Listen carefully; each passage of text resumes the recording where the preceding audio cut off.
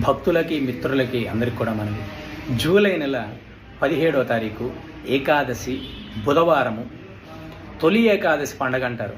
ఆ రోజు చాలా అంటే చాలా విశేషమైనటువంటి రోజు, చాలా అంటే చాలా విశేషమైనటువంటి రోజు. ఆషాఢ మాసం శుద్ధ ఏకాదశి తొలి ఏకాదశి అంటారు.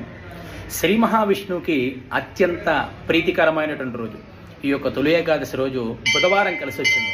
బుధవారం కూడా శ్రీ మహావిష్ణువుకి అత్యంత ఇష్టమైనటువంటి రోజు. ఆ బుధవారము తొలి ఏకాదశి కలిసి రావడం చాలా విశేషం.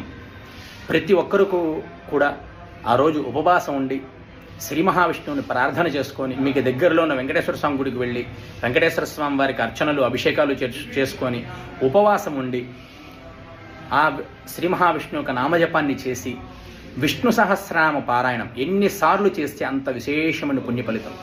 ఆ రోజు ఉపవాసం ఉండి స్వామివారికి అనుగ్రహానికి పాత్రలు కండి.